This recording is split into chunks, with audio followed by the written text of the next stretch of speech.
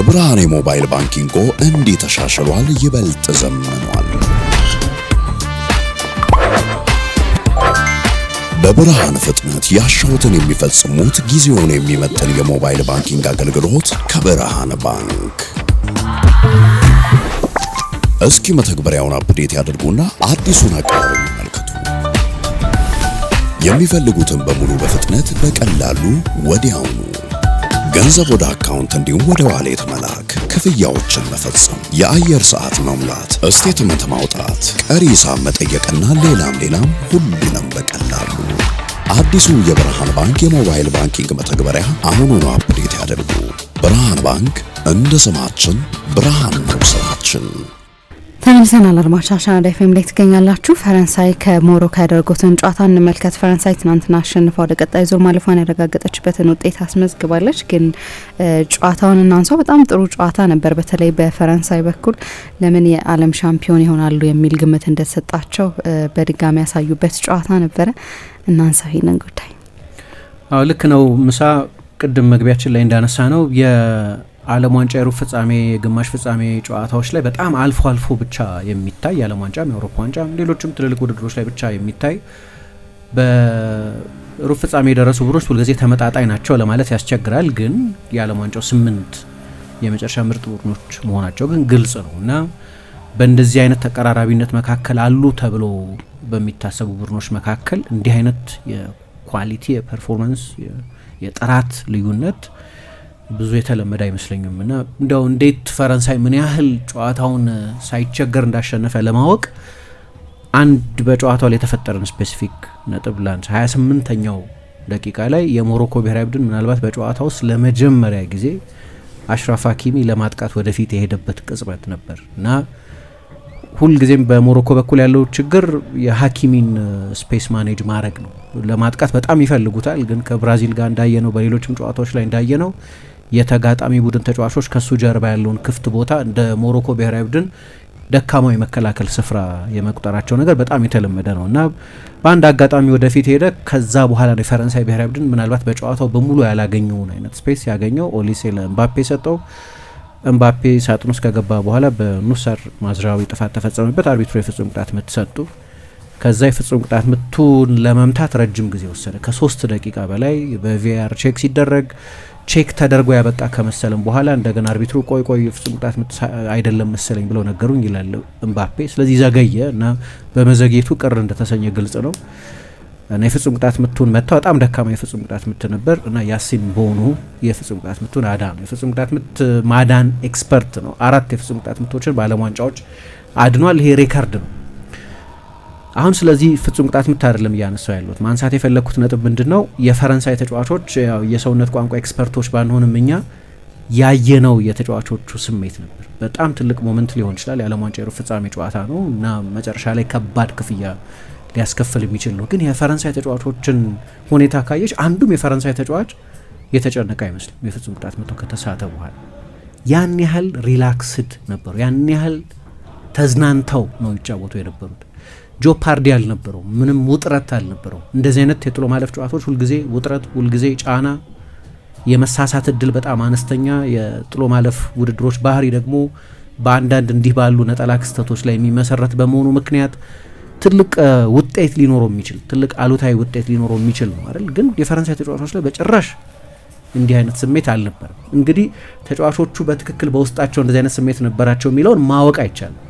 ግን በቴሌቪዥን ቢያንስ ስለምናየው ሰዎች ይሄ የነበረው ዲስአርሚንግ ካልምነስ የሚሉት ነገር አለ። የሆነ የሚገርም መረጋጋት ነበራቸው። የፍጹም ቅጣት ምት ተስቶ እንኳን የነበራቸው ኮምፖዠር፣ ኮንፊደንስ እኔ እዚህኛው የዓለም ዋንጫ ላይ እንዲህ አይነት መተማመን ያለው ቡድን ያለ አይመስለኝም። ምክንያቱም ስለ ጥንካሬው በሚገባ የሚያውቅ እና በጥንካሬው ላይ ከፍ ያለ በራስ መተማመን ያለው ይፍጠን ወይ ይዘጊ ጎል እንደሚያስቆጠር እርግጠኛ የሆነ ቡድን መቼ ነው እንዴት ነው አሁን ነው ዘግይቶ ነው ይዳዝማተር ግን ጎል ማስቆጠሩ አይቀርም።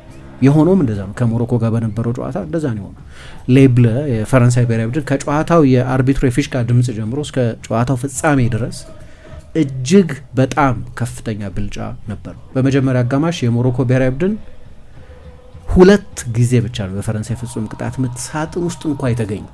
መገኘት እንግዲህ በፖሴሽን በጣም አነስተኛ የፖሴሽን ብልጫ ነበረው። ጭራሽ እንዲያውም የሞሮኮ ብሔራዊ ቡድን 49% ለ51% ነበር፣ ግን 13-1 ነበር የሙከራው መጠን እና የሚደራረስ አልነበረም። በመጀመሪያ አጋማሽ ጎል ባያስቆጥርም ግን 13 ሙከራዎች ነበሯቸው። በዚህኛው የዓለም ዋንጫ አንድ ቡድን በአንድ አጋማሽ ጎል ሳያስቆጥር ግን ከፍተኛ ኤክስጂ ያስመዘገበበት አንድ አጋማሽ ትላንትና የፈረንሳይ ብሔራዊ ቡድን በመጀመሪያ አጋማሽ ያስመዘገበው የኤክስጂ መጠን 1.9 ነበር የመጀመሪያ አጋማሽ ኤክስጂያቸው። ግን በአጨዋወትም ለምሳሌ በሚገርም ሁኔታ ሁለቱም ቡድኖች ተመጣጣኝ የኳስ ቁጥጥር መጠን በፐርሰንቴጅ ተመጣጣኝ የፓስ ቅብብል መጠን ነበራቸው። ግን ከሞሮኮ ፓሶች መካከል 75% የሚሆኑት በሞሮኮ አጋማሽ ነበር ይደረጉ የነበሩ ከሞሮኮ ፓሶች መካከል። ከፈረንሳይ ፓሶች መካከልም 75% የሚደረገው በሞሮኮ የሜዳ አጋማሽ ነው። ጨዋታው በአንድ አጋማሽ ነበር ይደረግ የነበረው፣ ማንም ኳሱን የያዘው። ትላንትና አንድ የካናዳውን ጨዋታ እያነሳው ነበር።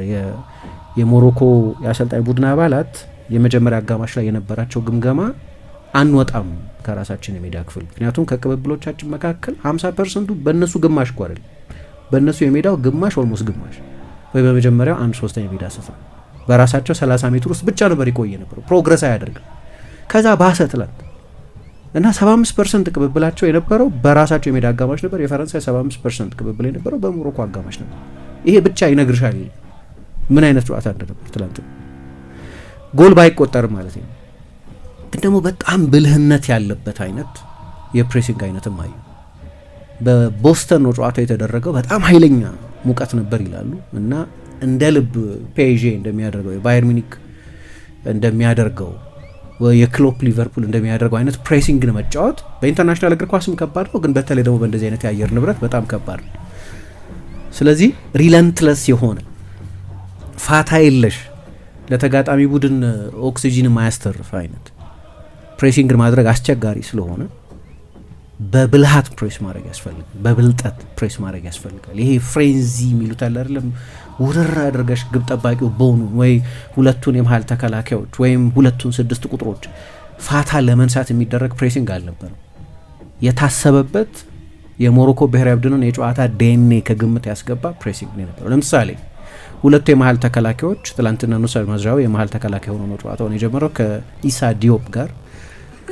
እነሱ ኳስ በሚይዙበት ጊዜ ጭራሽ መረበሽም አልነበረም። የተጋጣሚ ቡድን ተጫዋቾች ወይ ዴምቤሌ ወይም ኤምባፔ ወይም ኦሊሴ ወይ ሌላ የፈረንሳይ ተጫዋች ሊረብሻቸው አይሞክርም። እስከ መጀመሪያው ይሄ ኤርሊ ቢልድ አፕ ከሚባለው ወደ አማካዮቹ እስኪመጣ ድረስ ይጠብቁ ነው። ወደ ቦዋዲ እና ወደ ኤል አይኑ ወደሚባሉት ሁለቱ ተጫዋቾች። ከዛ በኋላ ነው ሁለቱ የፈረንሳይ ብሔራዊ ቡድን ትላንትና በእኔ ግምት በጣም አስደናቂ የነበሩት አድሪያን ራቢዮ እና ማኑ ኮኔ ኳስ ከዛ በኋላ የቀሟቸው የነበሩት። ግን እነሱ ሁል ጊዜ ራቢዮና ኮኔ እነሱ ላይ ስለነበሩ በተደጋጋሚ ይወጡባቸው ስለነበር፣ በተደጋጋሚ የቅብብል መስመሮች ይዘጉባቸው ስለነበር ወይ ቨርቲካል ኳስ ወደፊት የሚሄድ ኳስ ለመጫወት ለማስገደድ ይሞክሩ ነበር፣ ግን ሯጭ የለም። በተለይ ኢስማኤል ሳይባሪ የትላንትናው ጨዋታ ላይ በጉዳት ምክንያት አልነበርም። በጣም ትልቅ እጦት መሆኑን መገንዘብ ይቻላል። የቅብብል አቅጣጫዎችን መክፈት የሚችል የማይተነበይ ወደ ጥልቅ የሚመጣ ከጀርባ የሚሮጥ ወደ ሁለቱ መስመሮች እየወጣ መጫወት የሚችል ድንገት የመቀባበያ መስመሮች መከፋፈት የሚችል አይነት ተጫዋች ነው። ትላንትና እንዲህ አይነት ተጫዋች አልነበራቸው። ስለዚህ ወደፊት ለመጫወት ቢሞክሩም ወደፊት መሄድ አይችሉም፣ ምክንያቱም ሯጮች የሏቸው። ስለዚህ ወደ ኋላ እንዲመልሱት ይገደዳሉ እና ፖሴሽናቸው ከፍተኛ ነው። ወደፊት ለመጫወት ሲሞክሩ ሳሊባ፣ ኡፓሜካኖ የፈረንሳይ ብሔራዊ ቡድን ጠቅላላ የመከላከል መስመር ያለ ችግር ኳሱ መልሶ ይቀበላል። ስለዚህ ፕሬሲንጉ በጣም አስጨናቂ ባይመስል እንኳን ግን በጣም የብልሃት የፕሬሲንግ ስትራቴጂ ነው ትላንትና የፈረንሳይ ብሔራዊ ቡድን የነበረው። ስለዚህ የሞሮኮ የኳስ ቁጥጥር ምንም አደጋ የማይፈጥር ፕሮግሬሽን የሌለው ፖሴሽን ዊዛውት ፕሮግሬሽን የሚል ይይዛሉ እዛው፣ ግን ከራሳቸው የመጀመሪያ 20-30 ሜትር ከራሳቸው የሜዳ አጋማሽ መውጣት አይችሉም እና የፈረንሳይ ብሔራዊ ቡድን በፓራጓይ ጨዋታ እንዳየነው ከእንደዚህ አይነት ጥቅጥቅ ብሎ ከሚከላከል ቡድን ጋር በበቂ ሁኔታ የጎል እድል ለመፍጠር ሊቸገር ይችላል። የሞሮኮ አንደኛው ሀሳብም የሚመስለው ለነ ኤምባፔ፣ ለነ ዱዌ፣ ለአራቱ አስደናቂ የማጥቃት ተጫዋቾች ዴምቤሌና ኦሊሴን ጨምሮ ከጀርባ የሚሮጥበትን ክፍት ቦታ ላለመተው ስፔስ ላለመተው ነው ጥረት ይደረግ የነበር እና ያ የፍጹም ቅጣት ምት ኢማቴሪያል ነበር፣ የፈጠረው ምንም አይነት ልዩነት አልነበረም። ምክንያቱም ቡድኖች ለማገገም ሪከቨር ለማድረግ ጊዜ ወስድባቸዋል ከእንደዚህ አይነት ትልቅ የጨዋታ ውስጥ ክስተት በኋላ። እምባፔን በመጠኑ አፌክት ያደረገው ይመስል ነበር ወደ ጨዋታው ወደ ሪትሙ ተመልሶ ለመግባት። አልፎ አልፎ እምባፔ ካለ ሁልጊዜ በጣም አደገኛ ተጫዋች ነው፣ ግን አልፎ አልፎ ይፈጠር ነበር። የሆኑ ኢግናይት ያደርጋል፣ የሆነ ቦታ ይሮጣል፣ ድሪብሎች ይሞክራል። እንደዚህ ጨዋታ ውስጥ መሳተፍ የሚወድ አይነት ተጫዋች ነው። ግን እንደው የመጨረሻዋን አክሽን ብቻ ከማስቆጠር በስተቀር አንድ ፒተር ድሩሪ ነበር ኮሜንታተሩ እና አንድ የሚገርም ስታት ሰጠ። በመጀመሪያው አጋማሽ ከፈረንሳይ ያው ግብ ጠባቂ አይቆጠርም፣ ግብ ጠባቂ ስለሆነ ከፈረንሳይ ብሔራዊ ቡድን የአውትፊልድ ተጫዋቾች መካከል የጎል ሙከራ ያላደረገው አንድ ሰው ብቻ ዊሊያም ሳሊባ ብቻ። እያንዳንዱ ተጫዋች ቢያንስ አንድ ጊዜ ሞክሩ። ሉካ ዲኛ ኃይለኛ ምት መጥቶ የያሲን ቦኑ ጣቶቹ ጫፍ ጥቂት ኳሷን የነኳት ይመስላል። የማዝነት አልተሰጠም ኦፍኮርስ፣ ግን ብረት መልሶበታል። ኡፓሜካኖ የጨዋታውን የመጀመሪያ ትልቅ እድል በጣም ደካማ ሆነ እንጂ ጎል ማስቆጠር የሚችልበት ትልቅ እድል ከቆመ ኳስ አግኝቶ ነበር። ከሱ ሁሉም ተጫዋቾች ከጫፍ እስከ ጫፍ ቢያንስ አንድ ጊዜ ሞክረዋል። ከሳሊባ በስተቀር እያንዳንዱ ተጫዋች ሙከራ ሞክረዋል። ያንን ያህል ነው ከፍተኛ የጨዋታ ብልጫ አይነበራቸው። የኳስ ቁጥጥር ብልጫ አላልኩም። የኳስ ቁጥጥር ብልጫ አሁን ትርጉም የለውም። የሞሮኮ የኳስ ቁጥጥር ባህሪ እንደዚህ አይነት ከሆነ ማለት ነው። ትላንትና አንድ የነበረው ኮንሰርን እሱ ነው። በሰስቴንድ አታክ ላይ በፖሴሽን ከዋሊድ ሬግራጊ ቡድን የተሻሻለ ቢሆንም ግን ማጥቃት ማደራጀት ላይ ያን ያህል የተካነ ቡድን አይደለም። አሁንም ቢሆን አደገኛ የሚሆነው በመልሶ ማጥቃት በፈጣን ሽግግር ሲጫወት ነው። ያንን ለማድረግ ዋና መሳሪያቸው ደግሞ ኢስማኤል ሳይባሪ ነው። የትላንትናው ጨዋታ ላይ አልነበረም። ከጊዜያት በኋላ ግን እንዳልኩት የፈረንሳይ ብሔራዊ ቡድን ይፍጠንም ይዘጊም የጎል ማስቆጠሩ እንደማይቀር ቡድን አይነት በራስ መተማመን ኖሮት ነው ሲጫወት የቆየው እና እንዲህ አይነት መተማመን የሚሰጣቸው ተጫዋች ደግሞ አለ። በጣም ልዩ የዓለም ዋንጫ እያሳለፈ ነው ኪሊያን ኤምባፔ እና ካስቆጠራቸው 8 ጎሎች አንዳንዶቹ በጣም ልዩ ጎሎች ናቸው። 8 ጎል ማስቆጠር አንድ ነገር ነው፣ ግን የጎሎቹ ጥራትና ውበትም ደግሞ ሌላ ነገር ነው እና ጎሉን ሲያስቆጠር ትልልቅ ተጫዋቾች እንደዛ ናቸው። ፍጹም ቅጣት ምት ስቷል፣ አዎ፣ ግን የፍጹም ቅጣት ምት መሳቱ ላይ አይተኛም። ሌላ አጋጣሚ ያገኘ እንደ ማነኪን የተጠቀመበት ኢሳ ዲዮፕ ልክ ልምምድ ሜዳ ላይ እንዳሉ ለቅጣት ምት መምቻ ለምን ጥቅም ላይ እንደሚውሉ በሰው ቁመት እንደተሰሩ ማነኪንስ ጠቀለለበት በዙሪያው እና ያስን በሆኑ ኳሱን ቶሎም ለማየት አልቻለም፣ ግን ቢያይም የሚያድንበት እድል አልነበረም። ፍጹም አስደናቂ ጎል ነው እምባፔ ትላንትና ያስቆጠረው። የዓለም ዋንጫ 8ኛ ጎሉ ነው። በዓለም ዋንጫዎች በጠቅላላው 20ኛ ጎሉ ነው እና ባለፈው የዓለም ዋንጫ 8 ጎሎች አስቆጥሮ ነበር ምሳ እንደምታስታውሹ። አሁን ፖቴንሻሊ ብቻ ሳይሆን በእርግጠኝነት 2 ጨዋታ አለ የፈረንሳይ ብሔራዊ ቡድን በጣም ቢከፋ የደረጃ ጨዋታ ማለት ነው እና 8 ጎሎች ካሁኑ አስቆጥሯል። ተጨማሪ ጎሎች ማስቆጠር የሚችልበት እድል ኖሮት ነው ወደ ግማሽ ፍጻሜ ከስፔን ከቤልጅየም ጋር ወደሚደረግ ጨዋታ የሚመጣው እና አስደናቂ ጎል ነው ያስቆጠረው። ይሄ የፈረንሳይ ብሔራዊ ቡድንን ኢንዲቪጁዋል ኳሊቲ በተመለከተ በተናጥል ተጫዋቾቹ ያላቸውን የግል ችሎታና ክህሎት በተመለከተ በጣም ጥሩ አድርጎ የሚያብራራ ጎል። ከዛ ሁለተኛው ጎል ሲቆጠርም የኤምባፔ ኦፍኮርስ አሲስቱ የኤምባፔ ነው፣ ግን ከአሲስቱ በላይ ከሳጥን ውጭ የተቆጠረ ጎል ስለሆነ የኤምባፔን ምንድነው የተጋጣሚ ቡድን ትኩረት መውሰድ ወይም የእሱን ግራቪቴሽናል ፎርስ ነው የምታየው። እንዴት ትልልቅ ተጫዋቾች ለሌሎች ተጫዋቾች ስፔስ መፍጠር እንደሚችሉ ሁለቱ የሞሮኮ የመሀል ተከላካዮች እሱ ላይ በማተኮራቸው ምክንያት ዴምቤሌ ያገኘውን ክፍት ቦታ በማየት መገንዘብ ትችላለች። ወደ እሱ ነው የተሳቡት። ዴምቤሌ ወደ ጎል መታው የሁለት እግር ተጫዋች ነው እንደምታውቂው፣ ብዙ ጊዜ እንደዚህ አይነት ጎሎች ያስቆጥራል። ያሲን ቦኑ በድጋሚ ተከልሎ ነበር፣ እስከ መጨረሻው ስትሬች አድርጓል፣ ግን ሙከራውን ማዳን አልቻለም። ስለዚህ በ6 ደቂቃ ልዩነት አለቀም ጨዋታ። 60 እና 66 ደቂቃ ላይ ነው ጎል የተቆጠረው። አዎ አለቀ፣ ግን ከመጀመሪያው ደቂቃ ጀምሮ እንዳለቀ ጨዋታ ነበር ፊልስ አድርገ ነበር። ጆፐርዲ ያልነበረው በቃ ፈረንሳይ ማሸነፉ አይቀርም የሚል አይነት ስሜት የሚፈጠር አጀማመር ነበር ጨዋታው ላይ ያየ ነው። ከጅማሬው እስከ ፍጻሜው ድረስ የሆነው እንደዛ ምንም አይነት ውጥረት አልነበረው እና ኤምባፔ 8 ጎል ዴምቤሌ 5 ጎል ላይ ደረሱ ማለት ነው። በአንድ ውድድር ባለፉት 24 ዓመታት በዓለም ዋንጫ የአንድ ቡድን 2 የማጥቃት ተጫዋቾች በጋራ 13 ጎል ሲያስቆጥሩ ለመጀመሪያ ጊዜ ነው። የዛሬ 24 ዓመት በ2002 የኮሪያ ጃፓን የዓለም ዋንጫ ሮናልዶ ሉዊስ ናዛሪዮ ደ ሊማ 8 ጎሎች ነበሩት። ሪቫልዶ 5 ጎሎች ነበሩት፣ በጋራ 13 ጎል ማለት ነው። አሁን ተመሳሳይ ጎል ቁጥር አላቸው፣ 2 ጨዋታ እየቀራቸው ምባፔና ዴምቤሌ። ግን ደግሞ ዱዌ በድጋሚ አሲስት ነበረው ለምባፔ፣ ኳሱን የሰጠው እሱ ነው። ኦሊሴ በውድድሩ ላይ የአሲስት ቻርቱን እየመራ ነው፣ 5 አሲስቶች አሉት። ዴምቤሌ 5 ጎሎችና አሲስቶች አሉት። ምባፔ 8 ጎሎችና 3 አሲስቶች አሉት። እያንዳንዱ የፈረንሳይ ማጥቃት ተጫዋች በጣም አስደናቂ ዓለም ዋንጫ ነው እያሳለፈ ያለው። ባርኮላ በተሰለፈ ቁጥር በጣም አደገኛ ተጫዋች ነው። ጎሎች ያስቆጥራል፣ ነገሮች እንዲሆኑ ያደርጋል። ስለዚህ አሰልጣኙ በተደጋጋሚ ባርኮላን ከዱዌ ጋር ያቀያይራል። ብዙ የማይሰለፈው ሼርኪ ያላቸው ሌላ አስደናቂ ተጫዋች ነው። ማርከሽ ቱራም አላቸው። ለትላንትናው ጨዋታ አልደረሰም፣ ግን ሌላ ፕሩቭን ደንበኛ 9 ቁጥር በብዙ በዚህ ዓለም ዋንጫ ላይ ያየናቸው ቡድኖች ውስጥ መሰለፍ የሚያስችል ችሎታ ያለው ተጫዋች ነው። ዦን ፊሊፕ ማቴታ ተቀይሮ ገብቷል ከኤምባፔ መጎዳት በኋላ። በቅርብ ጊዜ ኮንፈረንስ ሊግ ጨዋታ ላይ የፍጻሜ ጨዋታ ላይ ጎል አስቆጥሯል። በጣም ጥሩ አጥቂ ነው። ባለፉት 2-3 ሲዝኖች ከፕሪሚየር ሊግ ምርጥ አጥቂዎች መካከል አንዱ ሊባል የሚችል ሬከርድ ያለው ተጫዋች ነው። ሌላ ተጫዋች ማግኘሳ ክሉሽ በዚህኛው የዝውውር ጊዜ ወደ ፔጄ ወደ ሌላ አንድ ትልቅ ቡድን የሚዘዋወር ተጫዋች ነው። ሲጫወት አላየነውም፣ ግን ማግኘሳ ክሉሽ በጣም አስደናቂ ተጫዋች ነው። ያለው የተሰጥኦ መትረፍረፍ የሚገርም ነው።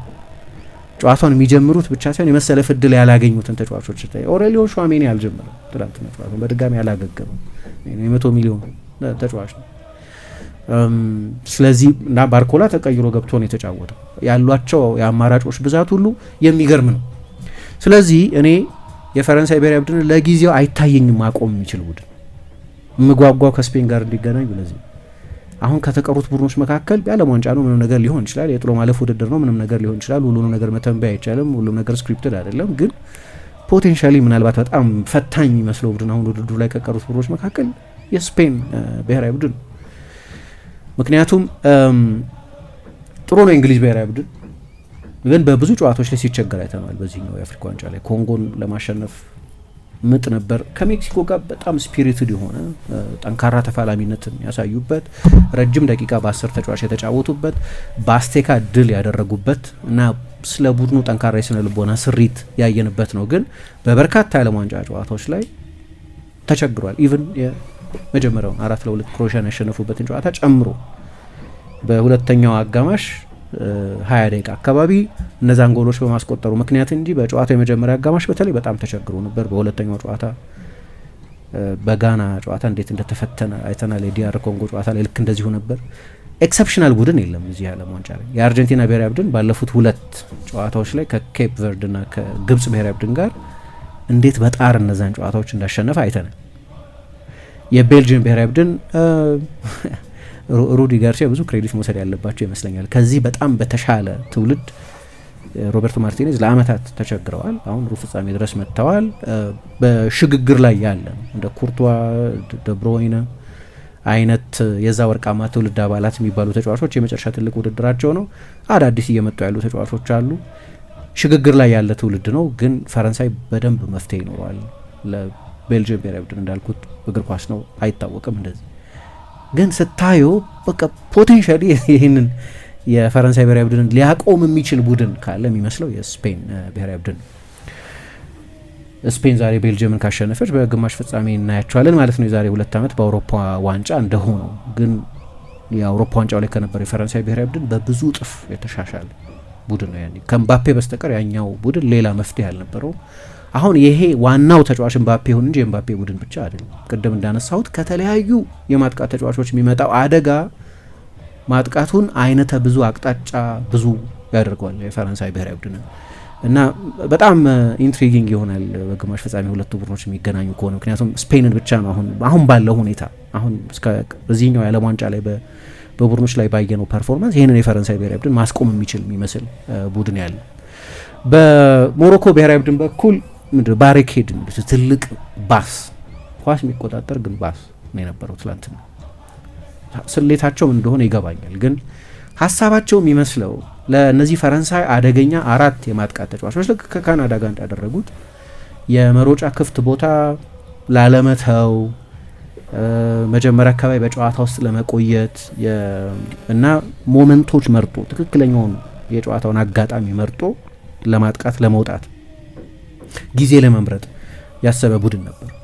4-2-3-1 ይመስላል። ስለዚህ ትልቅ የፎርሜሽን ለውጥ የለም። አንዳንድ ጊዜ 4-4-2 ይመስላል፣ ግን በጣም ወደ ኋላ የተሳበ አንዳንድ ጊዜ የመጨረሻው መስመር 5 አንዳንድ ጊዜ የመጨረሻው መስመር 6 ተጫዋቾች የሚኖሩበት አይነት ሁለቱ በቀኝና በግራ ክንፍ በኩል የነበሩት ተጫዋቾች ብራሂም ዲያዝ እና ቻምሰዲን ታልቢ ትላንት ቻምሰዲን ታልቢ የመጀመሪያ አሰላለፍ ውስጥ ሆኖ ነው ጨዋታውን የጀመረው።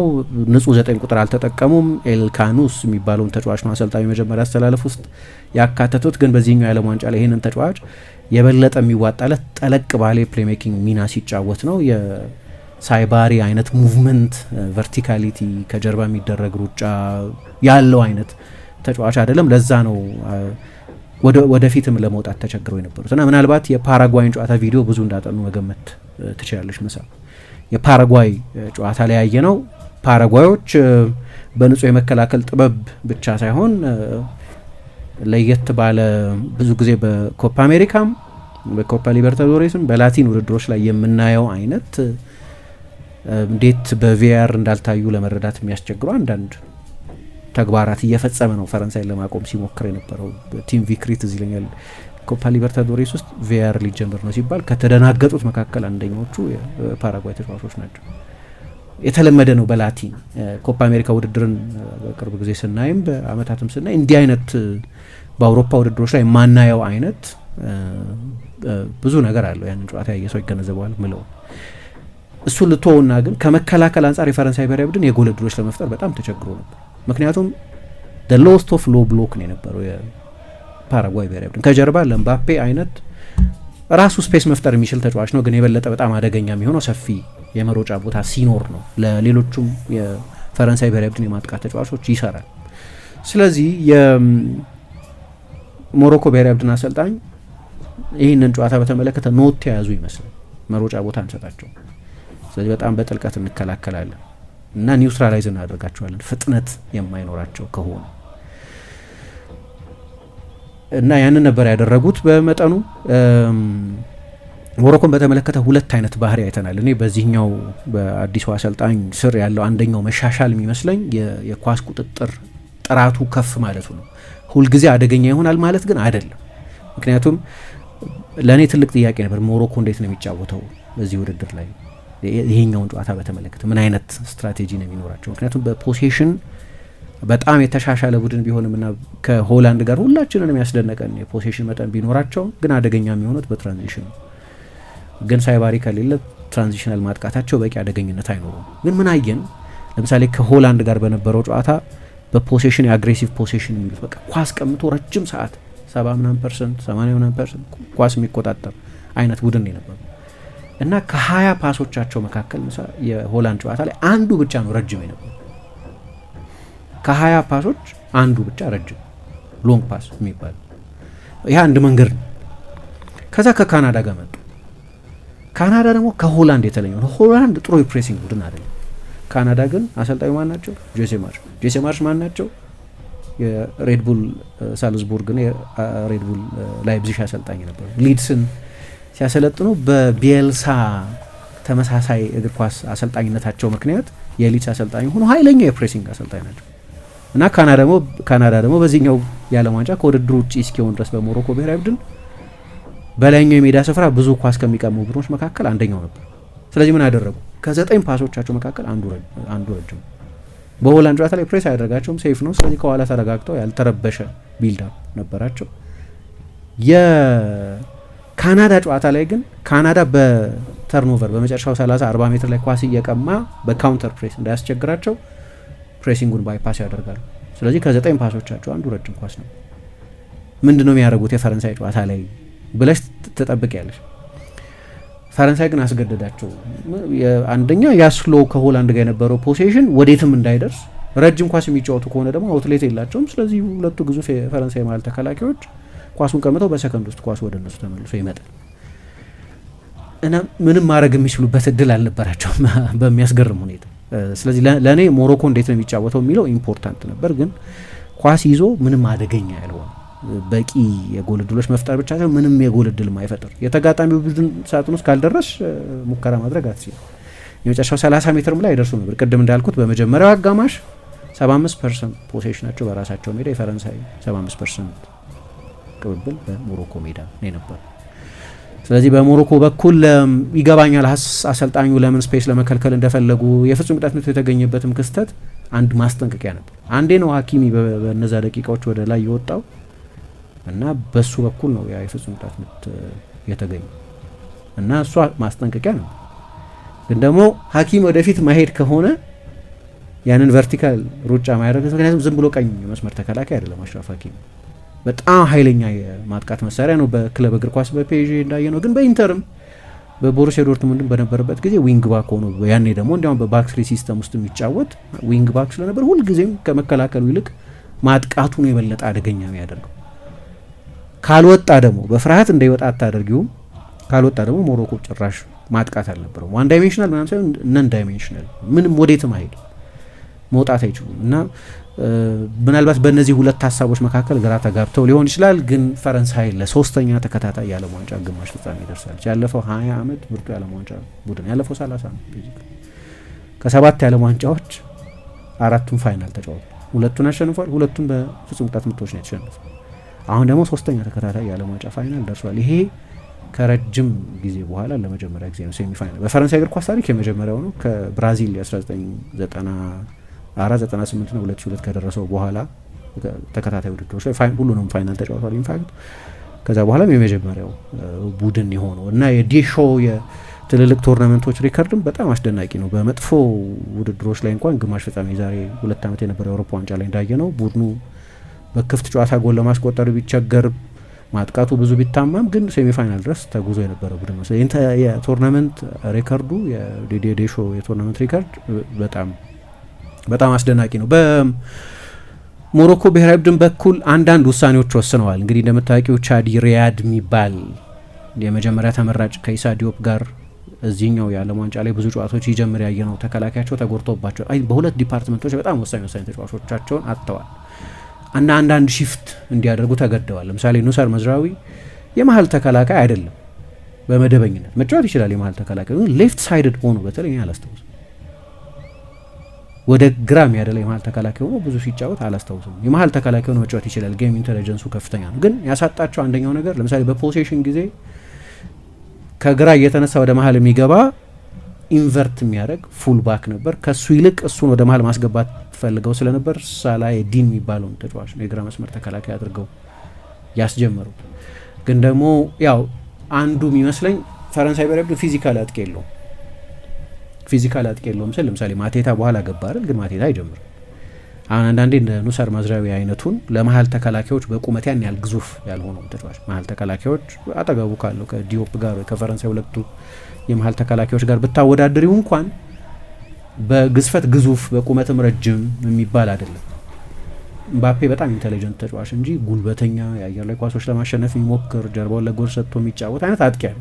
የበለጠ ስማርት ኢንቴሊጀንት የሆነ አጥቂ ነው። ስለዚህ ኑሰር መዝራዊን ማሰለፋቸው ሎጂኩን እረዳለሁ፣ ግን በጣም በወሳኝ ጨዋታ ላይ በቁልፍ ዲፓርትመንት ያለን ተጫዋች ነው ያጡት። ምክንያቱም ሁለት ሽግሽግ ነው የፈጠሩት። ኑሰር መዝራዊ የመሀል ተከላካይ መሆን ነበረበት፣ ሌላ ፉልባክ በጨዋታው ላይ መጠቀም ነበረባቸው። ከፊት ደግሞ ከሁሉ በላይ ያው የሳይባሪ አለመኖር፣ ምክንያቱም በጣም አስደናቂ አለሙ 3 ጎሎች ማስቆጠሩ ብቻ ሳይሆን የሞሮኮ ለእኔ ከዓለም ዋንጫው ቤስት ተጫዋቾች መካከል አንደኛው ሳይባሪ ኢስማኤል ሳይባሪ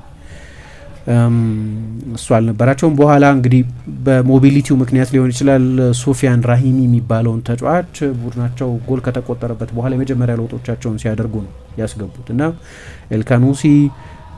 ኤልካኑስ ጭራሽ ጥልቅ አማካይ ነው።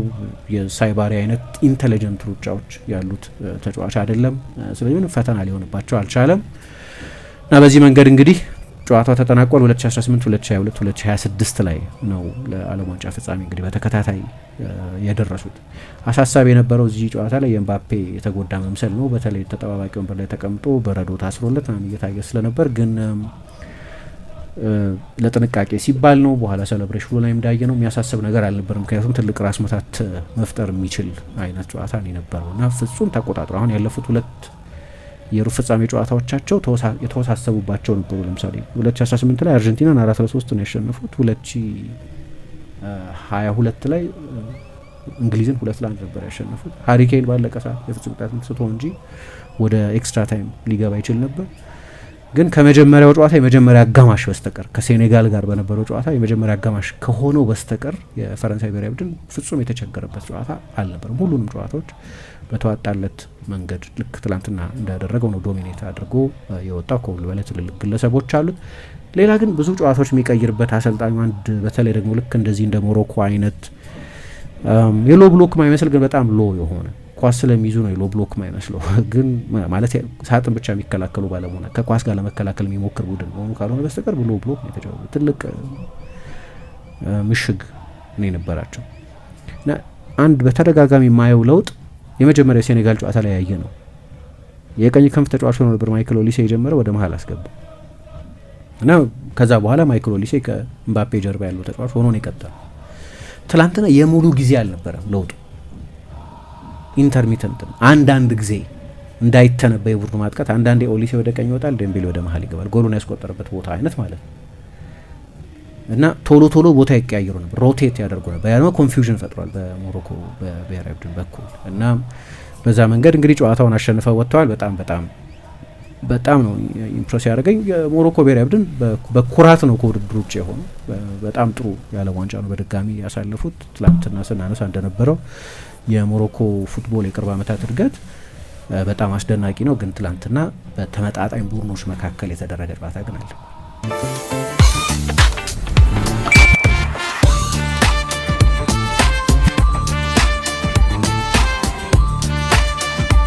የብርሃን የሞባይል ባንኪንጎ እንዲህ ተሻሽሏል፣ ይበልጥ ዘምኗል። በብርሃን ፍጥነት ያሻውትን የሚፈጽሙት ጊዜውን የሚመጥን የሞባይል ባንኪንግ አገልግሎት ከብርሃን ባንክ። እስኪ መተግበሪያውን አፕዴት ያድርጉና አዲሱን አቀራረብ ይመልከቱ። የሚፈልጉትን በሙሉ በፍጥነት በቀላሉ ወዲያውኑ ገንዘብ ወደ አካውንት እንዲሁም ወደ ዋሌት መላክ፣ ክፍያዎችን መፈጸም፣ የአየር ሰዓት መሙላት፣ ስቴትመንት ማውጣት፣ ቀሪ ሂሳብ መጠየቅና ሌላም ሁሉንም በቀላሉ። አዲሱ የብርሃን ባንክ የሞባይል ባንኪንግ መተግበሪያ አሁኑኑ አፕዴት ያድርጉ። ብርሃን ባንክ እንደ ስማችን ብርሃን ነው ስራችን።